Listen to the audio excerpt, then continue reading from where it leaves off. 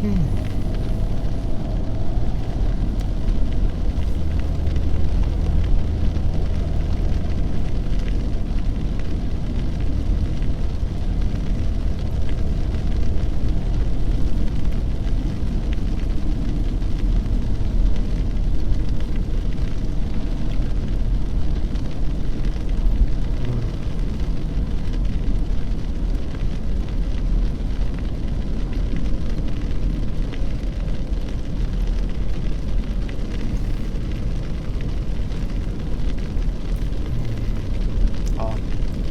was good.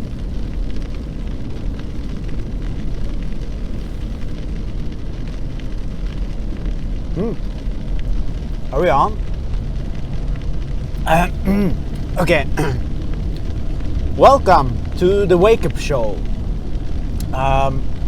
It's me, and it's Ulf, Magnus, and Fred, and Eric, and we're around. I think Ulf is in studio today. I'm on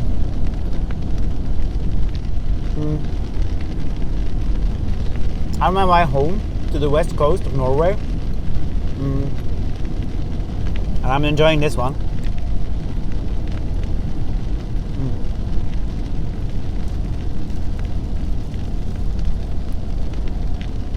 Okay.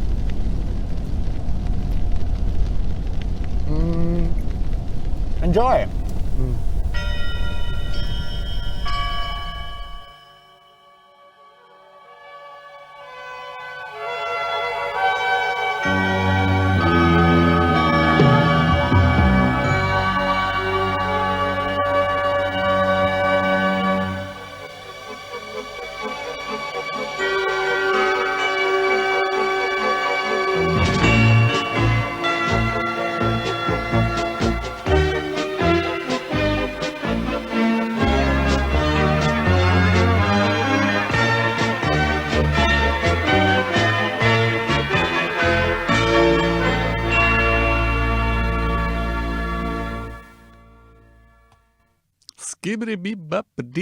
Good morning to you. This is the Wake Up Show, and I guess by the looks of it, you're awake. Good morning, good evening, good afternoon, good everything. So I'm alone in the studio again. What's going on over here? Well, guess I just gotta get comfortable with you guys. This is the Wake Up Show, and welcome. And thank you for Rabbe making that eating and driving intro for us. This episode is about polarization. And now, before we get started on that, I'm going to give a big shout out to our Patreons, which are the supporters of the show. You can also become a Patreon if you go to patreon.com/thewakeup-show. Sound effects for piece of paper coming into the screen. Now, my beloved friend Øystein Rabbe, who is one of our wonderful Patreons, thank you. And thank you to all the other patrons again. He picked the topic for this episode.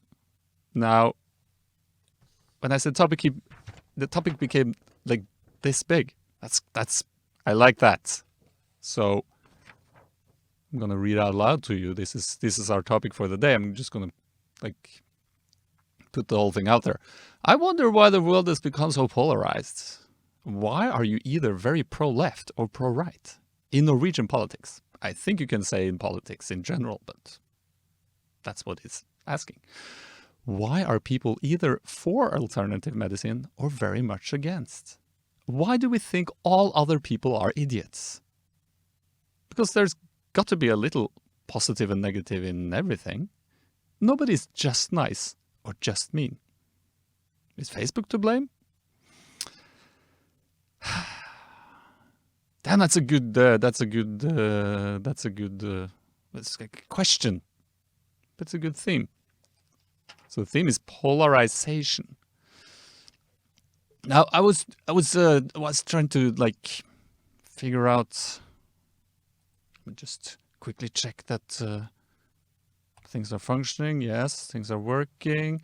We're good. We have picture, we have audio. That's cool. Polarization. A visual example which came to mind is this beautiful battery. Now, the battery is polarized. It's got like the positive side on this end and like the negative side on the other end. What's interesting about the battery is to get energy out of the battery, you have to tap into both sides, creating a loop, thus unleashing the 1.5 volts of energy stored inside the battery. Now, it does seem like for us humans, we've come to the sort of conclusion that to make things happen, to get energy out into the world, we need to use these polarities, just these opposites, to make things happen. So in order for there to be a right, there needs to be a wrong. In order for there to be a good, there needs to be evil. Because we're in a reality of duality, which is, I guess, another word for polarity. And, well, then you have to make a stand, right? Which side are you on? Now, I think what's interesting about polarity is that even though there's a plus side and a minus side to our friend the battery, you need both, right? So it's not like the minus is, you don't need that, and the plus, it does sound very positive. You need both to get that current going. That's nice smooth stream of that river and all that good stuff. But what seems to happen with us humans is that we tend to get stuck on either side, right? So, and it's my understanding that the whole point of polarity is to join the forces, to meet up in the middle, right? Maybe if you picture it like a triangle, that's cool. You got like the polar opposites at the bottom, but to actually get to a higher point, you need to these two forces combined. But why the world has become so polarized? Now, obviously, one question, I guess, is maybe the world always has been this polarized. Like, maybe we've always been struggling with the same things. Like, at the campfire, Stone Age style, there was one guy by the fire be like, we need to go out hunting to get food. And the other guy was like, no, we need to stay here and see what we can make out of the soil.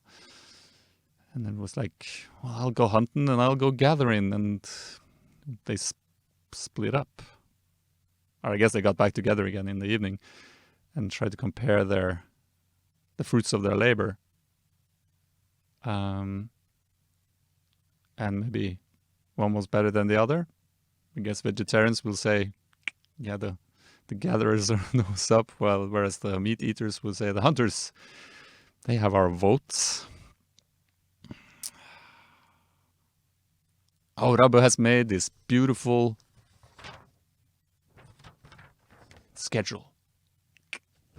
That's good for me because I might lose track of everything. The good guy and the bad guy. Well, this ties very well nicely into the whole polarity thing, right? So you have Clint Eastwood coming to the small town in the west. It's a western, I guess, and there's trouble. There's this crooked cowboy who's terrorizing the city, killing people, doing all sorts of mayhem, and Clint Eastwood comes in and fixes everything up. Because he's the good guy, and the crook is the bad guy. Now, I love Legos. There you go. And I also love these Lego movies that have come out. And the last one, the second Lego movie. Oh, sorry. In between the two Lego movies, there's a Lego Batman movie. Now, in the Lego Batman movie, Batman and the Joker are obviously fighting it out in Gotham City, like they always do. But there's the thing where, well, Batman needs the Joker, and Joker needs the Batman. Because if there is no Joker, what's Batman going to be doing? Like, if there is no crime, how am I going to become the crime fighter? So they're reliant on each other. And if you try to get rid of your nemesis, what's going to be left once you've completed that task? So in a sense, for there to be a good guy, there needs to actually be a bad guy. But if you conclude that the mission is to destroy the bad guy for the good guy to always reign, then I think you might be in some sort of trouble, right? Because there's room for both of them. And in this dualistic playground that we're in, well, it's a world of good guys and bad guys. And I think if you look internally, you'll see that you got a good guy and a bad guy inside yourself. And typically you're trying to suppress your bad guy because you want to be the good guy, right? But here's the thing. It's a matter of perspective, right? So from your perspective, as a soldier going to Iraq, you're the good guy because you're bringing peace and democracy. But as this insurgent terrorist, you're the bad guy because he's protecting his country. Now, this is very, I think, interesting because if we only look at things from our perspective, we typically always see the other as bad and ourselves as good, or ironically, the other way around. Rarely we end up in the middle where we're supposed to be. So you're walking around thinking you're the good guy and everyone else is bad, so you need to tell them off. You need to set things straight. Let's, for example, take a more, well, in this day and age, Greta and Trump. Obviously, she's the good guy, right? And he's the bad guy because she's a little girl talking about saving the environment. And he's an asshole talking about, well, profits. But Trump thinks he's a good guy. And Greta thinks she's a good girl, I guess, from that perspective. And we, the people around them, get sort of stuck in having to choose sides. Are we with the good guy or with the bad guy? And who's the good guy and who's the bad guy anyways? But the thing is that it's a diversion. This is not what this is all about. Because if you're listening to people, you will find that they have some good in them and some bad. And then you can actually make a conscious decision as to what do you want to do with that information. Because, well, Greta says a lot of lovely things, but she also tells us we're doomed. And I think it's a nice way to actually try to wake us up to the fact that if we want to make things better, we actually have to put our money where our mouths are. But that doesn't mean that her opponent is all bad. But through making Trump, it's like classic example, the bad guy, well, then what's going to happen with him? Well, he's just a guy that from his perspective is trying to make the world a better place. So you have these two opposing forces and one of them's got to be right? Can't have both being right. And this, I think, is what we tend to forget, that this is a place of polarization and duality, but it's not a place of clear right and wrongs. When it comes to opinions, there is like a gray area. And you need to check in with yourself to see like where do you fit into this picture, and what are your what's your background for thinking what you're actually thinking. So obviously this place is good, but do we need bad for there to be good? Huh? Think about that. Why I drink my water. I don't like coffee. Never have. Once when I was a kid, I got like sugar cubes dipped in coffee from my grandfather. That was great. Other than that, never liked the stuff. And I grew up in Trondheim, and we used to drink moonshine with coffee. Horrible. Horrible. The moonshine was no good. The coffee was horrible. Drank it cold. Who does this? It's crazy. We were bad. Or I don't know. Some thought it was good. But I guess through the whole coffee metaphor, does me not liking coffee make coffee bad? Well, coffee is just coffee. I have some preferences, and I'm not that into coffee, but does that make me a coffee hater? And does make me the villain in the big coffee conflicts? Oh, that's the word. Conflicts. I'm going to write that down. Conflict.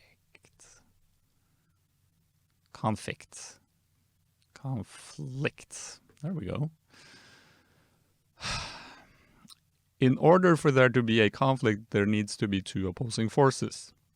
So like my background in film and television, for there to be a good story, there needs to be conflict. For there to be conflicts, there needs to be opposing forces. So for something to happen, there has to be like things pulling in different directions. Okay?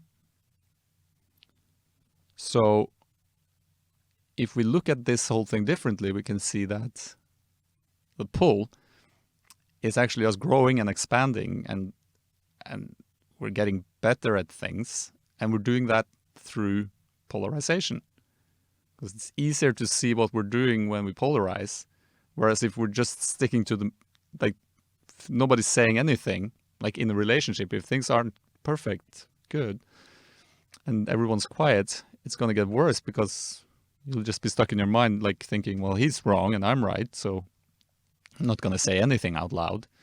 It's actually through saying things out loud that we can see people's perspectives, and we can actually find a bigger truth and maybe some common ground, instead of just looking at what separates us.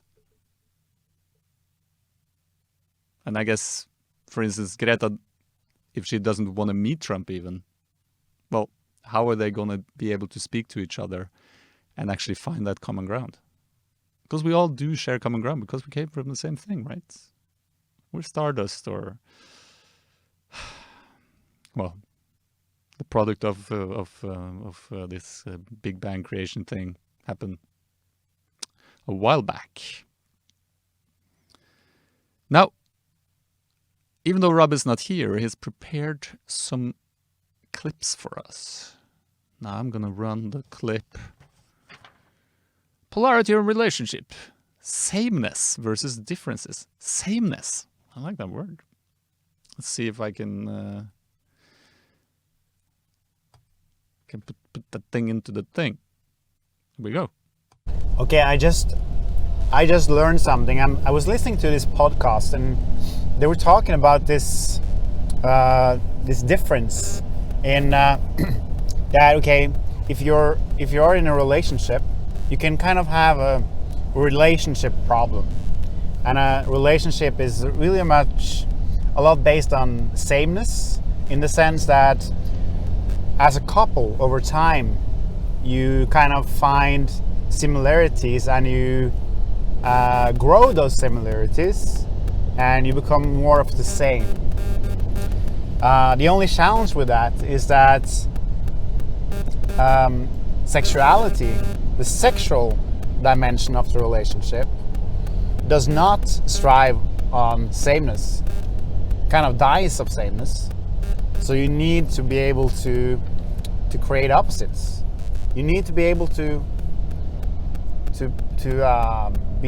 be in polarity in the energies, and it doesn't really matter. You can make it into a lot of definitions and a lot of things, but when it comes down to it, the point is that it needs to be something different. The other one needs to have a different role in order to make it work. Like basically, one is leading and one is being led. That's one thing. That's two differences. There can be other kind of differences, but it must be something that sparks. There must be a kind of electricity that can only be created by allowing those differences. And maybe even sometimes, if you've been together for a long time, you need to spark them, like with intention to make it different. Yeah, that was just very interesting. Like, I've never heard before that people talk about sexuality and relationship as two very different things. There is like this myth that if you are in a relationship, it's gonna get better and better or whatever. So yeah, what do you think, Ulf? Hey, that's me. What do I think? Well, relationships and sexuality. Interesting. I do have to confess that I was checking a lot of the technological stuff while he was speaking. I wasn't properly present. Well, but I did get like sort of the gist of the whole thing. So let's just go with it. What else can I do but be you or me? Well, in a relationship, and I think relationships are crucial to our growth, because relationships bring out these opposite feelings that we have inside. Now, because when we're alone, we're typically sort of like stuck in our own mind, but whereas when we're together with someone, and especially when we sort of let that other person in, we get to sort of see ourselves from a different perspective. And for the relationship to grow, it's all about actually listening to the different ways that you see yourself and incorporating all those things. So you're not just this person, you're a multitude of persons, your personalities, and in a relationship you will actually be confronted with these aspects of yourself. And then, well, what are you? Like, which side are you on? And typically, like, there's always this idea of right and wrong, right? Which side do you choose? Because you want to end up on the right side, right? You don't want to be wrong. Because if you're wrong, and you're going to lose face, and you're going to look like a dumbass and an idiot, and you don't want to be the idiot, right? You want to be the clever guy who figured everything out.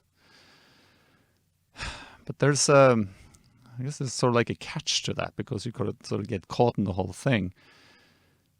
And it becomes more important to be right than to actually listen. Because relationships are about listening. Because when you listen, that's how you grow. And when you listen, you'll find that there aren't polarities. It's a joining, it's a communion. But in order to do that, you have to like get out of your own way. And well, that's hard, right? Because the ego insists that you are separate from everything else. And then you sort of need to find that your place in the whole drama of life. And then you give into the drama, and then, well, it becomes quite dramatic. But it doesn't have to be that way. But at the same time, it's quite entertaining, fun. Like if your life was a movie, you didn't want it to be nothing happening. So in order for you to grow, things need to be happening to challenge your beliefs and your thoughts about yourself. And that, well, through relationship and with other people, that's like the perfect training ground to get that rocket going.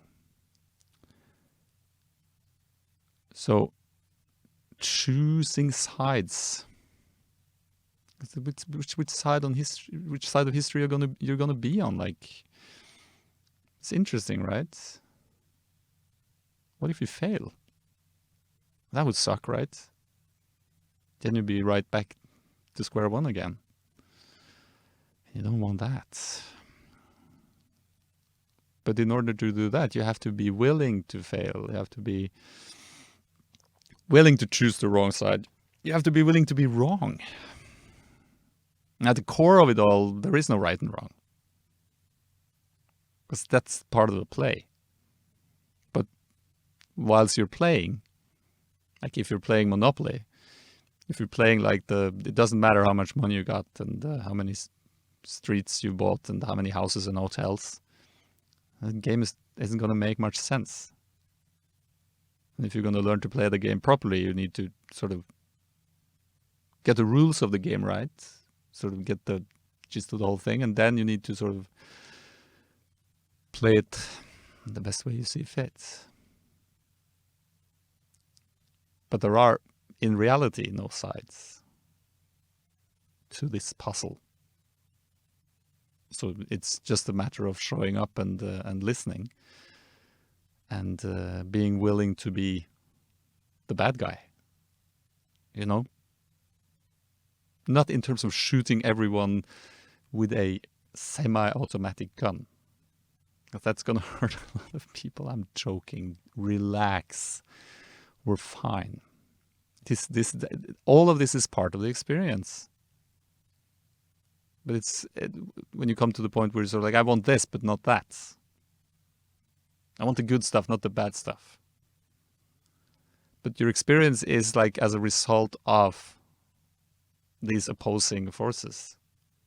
So in order for you to have a good day, it would greatly benefit you to have a bad one.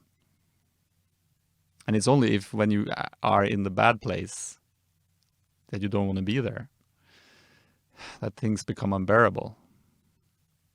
Because you can bear a lot.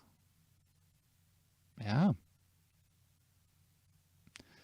You can bear a lot. Just like this battery can power a toy, maybe for like, it seems years, because these toys, they just keep on making that damn noise. It drives me insane, you know. But then again, noise is also sort of fun, especially for the young ones. Oh, let me check. Did Garner say anything about? Because there's guys.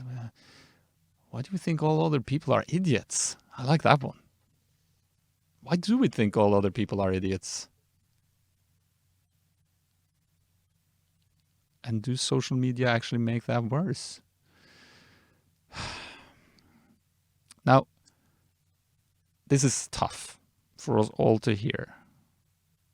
But the reason why we walk around thinking that other people are idiots is because deep inside ourselves, we have this core belief that we are the idiots.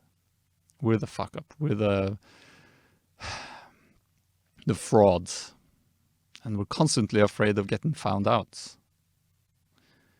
So then it's much easier to put the blame on everyone else, because then nobody will see, right, that you're the culprit of the whole thing.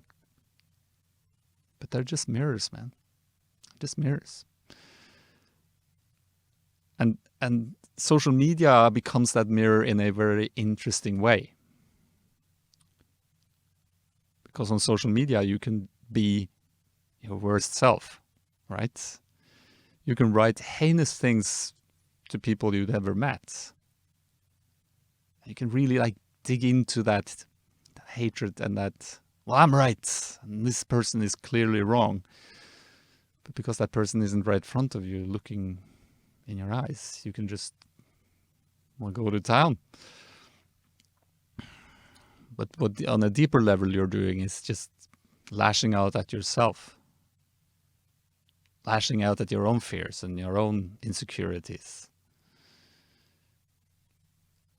And also, I think one of the reasons, one interesting aspect about social media, or is Facebook to blame, as Garnes so elegantly put it, is that Facebook has a tendency to portray everything as so great, like we portray our lives as perfect. Well, they're not. It's a mess. And then we look at other people, and other people seems to be doing great, and we're doing horribly in comparison. So we feel like idiots. And so, if the opportunity arises and we see someone who has an opinion who we disagree, we just let all our insecurities and fear and hatred pour into that message that we reply, and well, it just becomes very absurd and very, well, a very good guy, bad guy in sort of way. So, interestingly enough, like, would you say this to a person face to face? No, you would never, unless you were really upset. But would you say it to yourself? And I do believe the answer is yes, I say this to myself all the friggin' time. So when you're seeing a racist online, that sort of triggers your own inner racist. Oh, but I'm not racist. Well, if you weren't, you wouldn't be triggered. All right? So just chill and listen to yourself and others, and trust that between the outer perimeters of polarization, there is growth. And the growth is an upwards motion. It's like a tree. But underground, I forgot the word for roots. The roots are spreading out as well. Polarity. Plus and minus. Oh. We're going to do another segment from Rabbe. I like that. Okay. I'm gonna be more attentive and listen to what the guy is saying this time around. Yeah? You do that too. Yeah.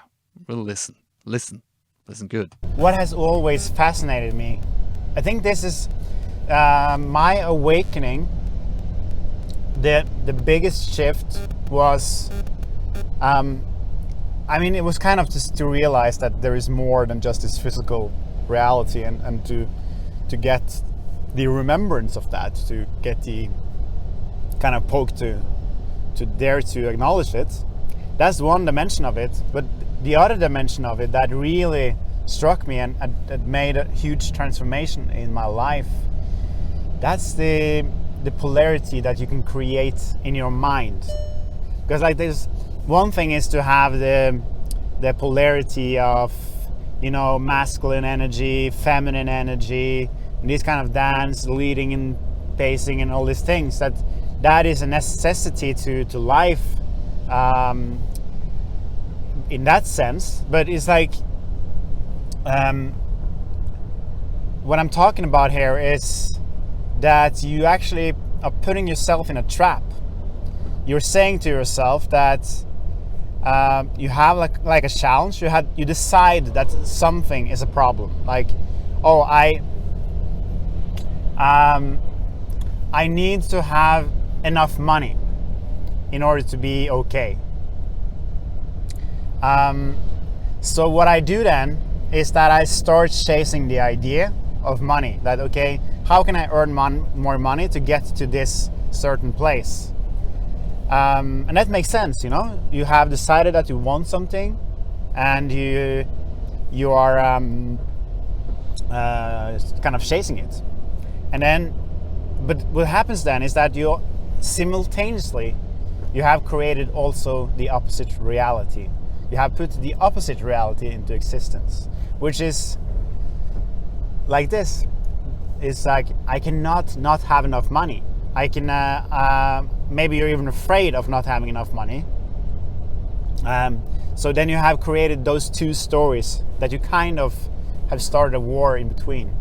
So if you see them kind of horizontally, you have two different realities beside each other, and you put energy into one of them, and then you exhaust yourself. Like, okay, you try so hard to earn enough money based on some kind of standard, and then you get exhausted, and you kind of get tired and fuck this shit, and then you go into the other thing, like, what if I'm never gonna have enough money, never gonna work, never gonna this and that, and that's so bad, that's so terrible, it shouldn't be like this. And then eventually you kind of get exhausted of that reality too, so you kind of turn around again and then start believing in the goal again, and you are going around in this kind of crazy eights, around and around and around and around, and you actually never really get anywhere. And that's the interesting part of this, is that this is what we're doing also on a global level, like this whole climate change, the crisis, fighting different important political causes is kind of just a play of those polarities that distract us from actually realizing what's the meaning, what we really want. So that's what I learned from that when I had this huge realization to it, is that holy crap, I've given so much energy into trying to fix something that I can never fix, because I'm kind of just chasing my own tail. So I'm chasing a reality that is made up in my mind as a standard, not as some reachable. So that's the whole thing with the smooth place as well, that you cannot dream of the idea of arriving at the smooth place where you've done everything right, without also believing in this idea of there being somewhere else that is not a good place to be. So that's kind of the light is so bright. It's not raining anymore, actually. Ooh. Yeah, so that's when the light shines through, then that's grace. That's just and the reason why that can happen is because you stop fighting. You realize that you can never win that war between those two opposites. So then you're ready to find the middle way, which is not like a compromise of the two. It's more like a third way, that is a different way, which is not claiming to either one of those opposites. And then you come to a point where you're willing to actually face the ego perspective that lies behind it, the kind of trauma or the kind of hidden pain that made you believe in the idea being so important in the first place. So when you face that and you let go of that whole mindset, then you're ready to transcend into a new reality where you no longer create that old reality of either or, either having enough or not having enough. So abundance can only come from the realization that you can never win the fight with your own mind. You can only transcend that state, giving it up, being willing to let it die, basically. Realizing when something is so important, it means you're stuck. That's my kind of ground rule to this. When something is so important that I truly believe I have to make it, then I know I'm off track, because then I'm engaged and attached in my mind without realizing that the sun always shines above the clouds. All I have to do is to let go of the idea that I have to fix anything. And then I transcend and I become ready to create and experience a new reality where that problem hasn't been created. It has not been created, so there is nothing to destroy or to remove. And this, it's so funny, this thing we're doing with war as well, you know. There is still all this war going on in the world. Why is that? Still part of our consciousness. We all in this together are believing in the idea that you can win over your enemy. You can decide that someone is not part of you, and you can decide that you need to destroy them, remove them in order to fix your problem, or because you have already tried to convince them to agree with your idea and they said no. So okay, then the only reasonable thing is to remove them from the surface of the earth so that everyone could agree on the same thing and be friends. That's not how you create friends. Then you will always need to build a bigger fence around your country in order to keep all the things you don't want to recognize as part of yourself away from you because you're afraid. We are doing this on a global scale, and we're doing it so much in here all the time. That was a good one, Rabbe. Sorry about that. Can we ever win the war? I have to admit that what really struck a chord with me was comparing a relationship to a armed conflict. When you have two opposing forces, one trying to win over the other, say in a relationship, if you are arguing with your partner and you win the argument, you haven't really won. You both have lost. The relationship is losing. And the same thing goes for war as well. If two countries are in conflict with each other or internally, and they're trying to solve this through war, through trying to get their agenda to be the right agenda, they will both lose. There are no winners in war, only losers. But the moment you see that this thing that's in between you, that's what we need to aim for, our common ground. That's going to elevate us. Because when you're in conflict with a partner and you listen and you surrender, there is this thing called grace. And that's the light. And that's the thing that elevates you. And that's your common ground. And there will be no end to war before we stop the war with ourselves. And when we start listening within. I chew on that one. Medicine and alternative health. Or as Garnet says, it's where people either for alternative medicine or very much against. Yeah, that's interesting. Now, you'll have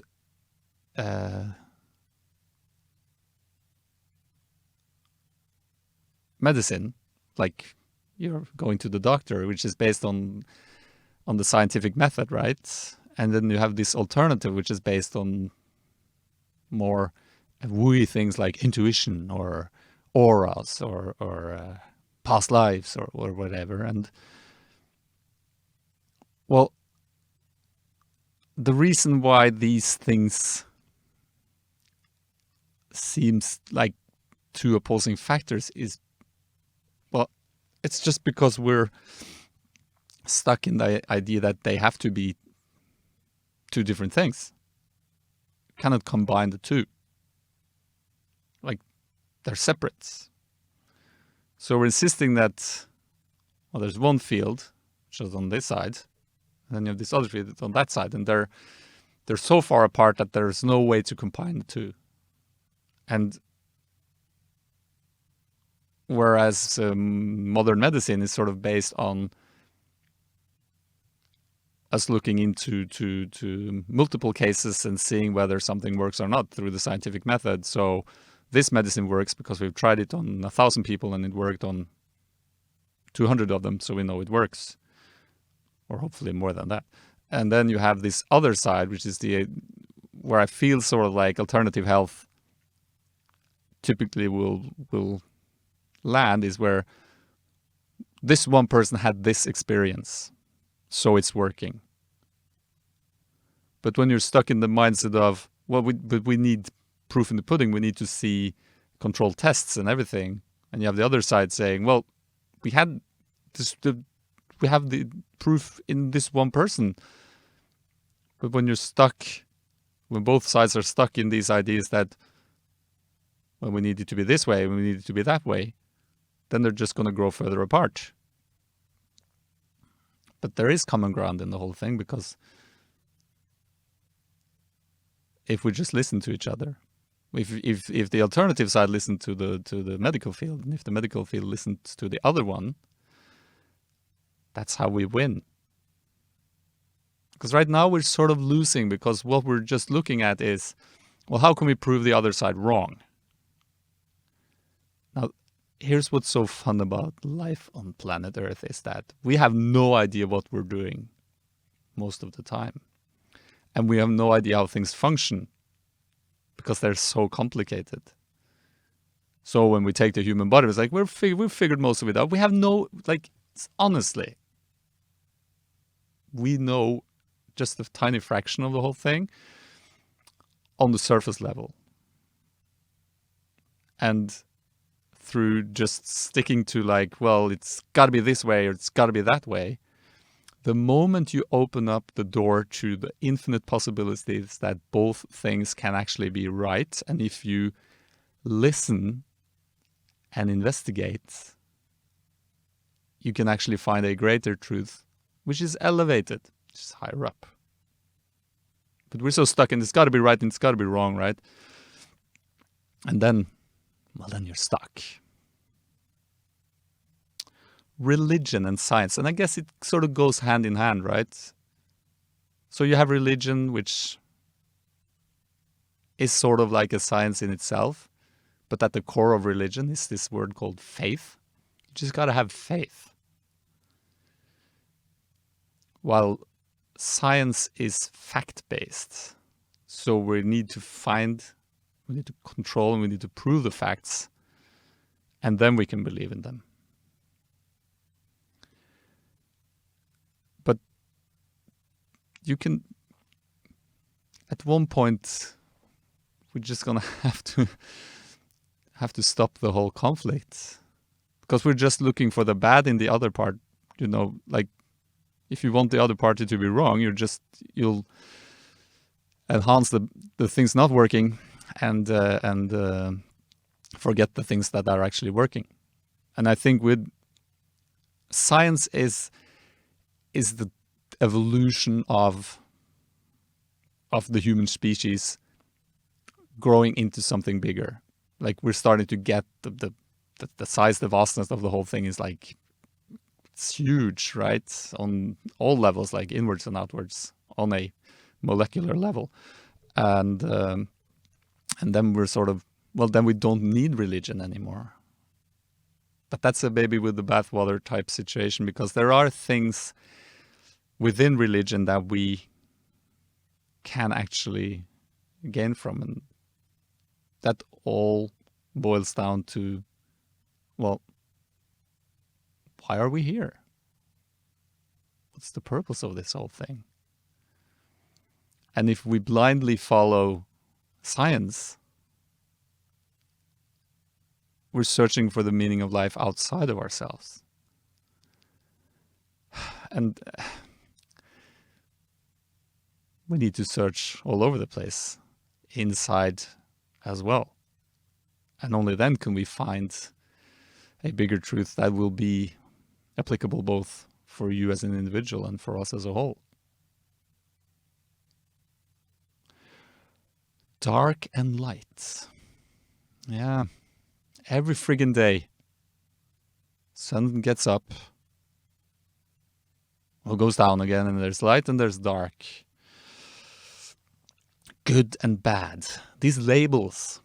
I think it's time that we see that these labels are limiting us. That there are positive aspects to dark as there is to light. We need rest. So darkness is good for letting things go. Darkness is death. Well, that's horrible, right? End of the line stuff. But you need death to have rebirth. If you ask the trees to just keep on blossoming, it's just gonna... That's no journey, is it? They need to blossom and then they need to die, metaphorically speaking, before they're reborn next season. We're going to run the last clip for Mr. Rabbe. Light and darkness. When you're driving through darkness, you're going through the darkest path of your life. Like the dark night of the soul, or this really dark patch of your life. And you get invested in the idea that it shouldn't be like this. It shouldn't be dark here. I don't want it like this. It's not fair. I don't know how I can survive this. It should be better. It should be different. And I've deserved something else. And I'm so fucking tired. And I cannot be here. What's happening then is that you're talking about what you don't want without realizing that life is always changing, and your job is only to deal with what is right in front of you. You cannot kind of judge darkness and make it bad, because then it just takes so long for you to realize that before you know it, you're back in the sun. It's not what defines you, but when we think we are defined by if we are in darkness or in the light, we always have a favorite and we always have a judgment about it. So we create the same kind of war within ourselves. This is how the mind works. So there is no need to be ashamed or to feel bad about it. The only way out of it is to again and again remember that we have fooled ourselves again to play this funny game of life, which is meant to be played anyway, but part of the journey is to realize it again and again, so that we don't need to go into the same traps over and over again. Basic ground rule is the sun always shines above the clouds, and when you can integrate that as a truth, life can never really hurt you as bad again. Truly not, because you deep down know that no matter how hard life is right now, I know that this too will pass. And I mentioned Dark Night of the Soul is kind of going through an awakening process where you start realizing that you are carrying, well, you realize that you are part of this infinite universe, and that you are a soul or a consciousness that is more than your body. But you also become aware of, holy shit, I'm carrying within me all this like unconsciousness that I've hidden away, stored on shelves to keep out of my mind, or like because I don't know how to deal with it. But now when I start to remember who I am, everything comes into the surface so I can deal with it, and it can become so dark. But the only reason that is happening is because life is here to serve you, and now you're ready to bring out the garbage. Oh yes. So just start. I know it can be hard, but the only way out is to start falling in love with the process. And the more you go through these things, you go through these shifts, and the more you start realizing how great it is. Like, okay, I need to feel all this pain, but when I have acknowledged it and said yes to feeling it, not running away from it, but acknowledging that it's there, daring to kind of cleanse it through my body, what is happening is actually the scale of joy becomes so much greater. Like, you have to kind of cleanse out the dark shit, the dark things of your mind, in order to be able to feel more of the good stuff. Like, you cannot escape the dark stuff and think that you deserve the good stuff, because if you're not willing to show up in your darkness, you don't really have room for lights. Let there be light, he said. And there was light. If you're cleaning out your basement, you need to turn on the lights, my man. Opposites attract. Can we conclude this polarization? Well, let me give it a go. Well,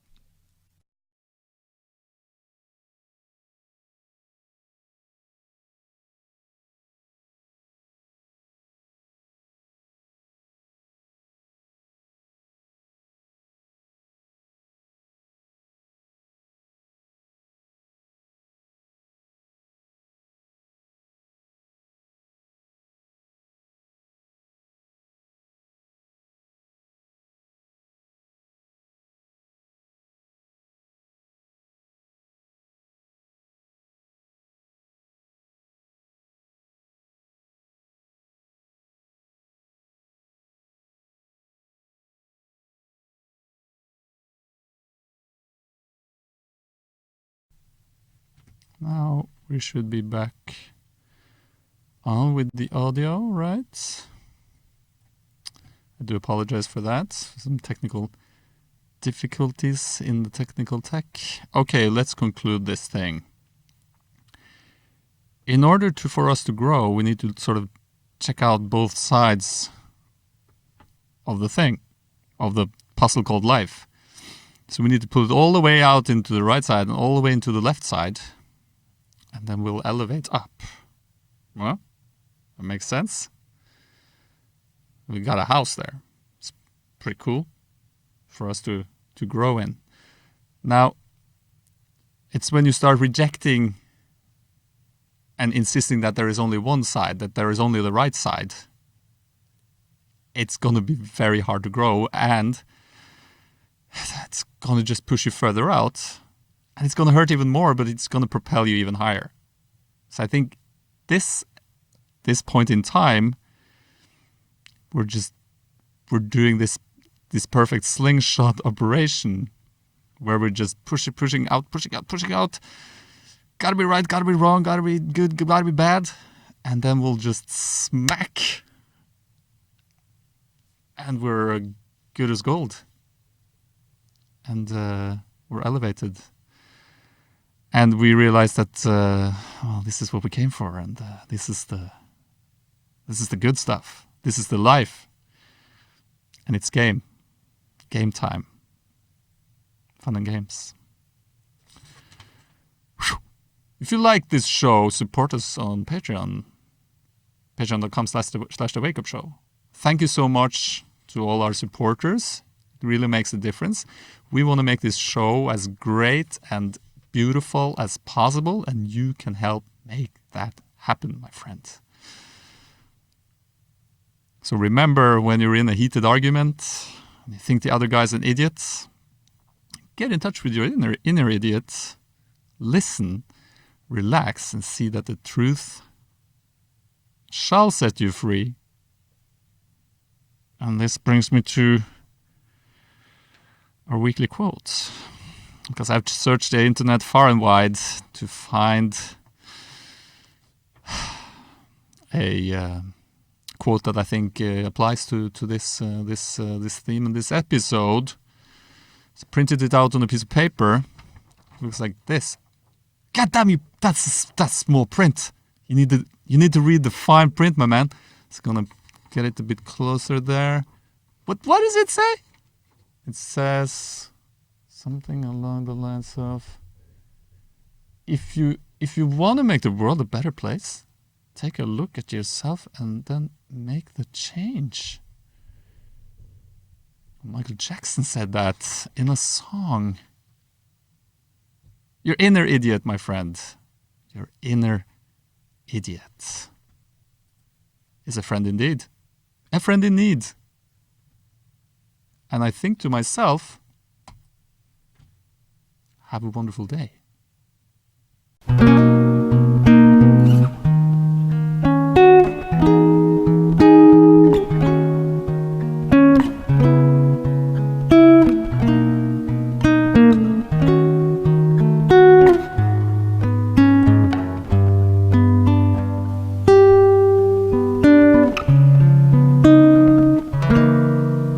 I see trees of green, red roses too. I see them bloom for me and you, and I think to myself, what a wonderful world.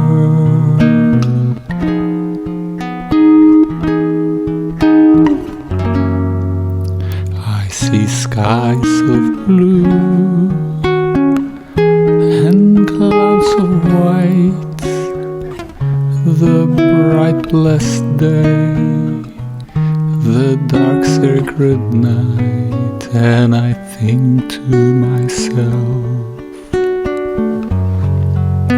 what a wonderful world.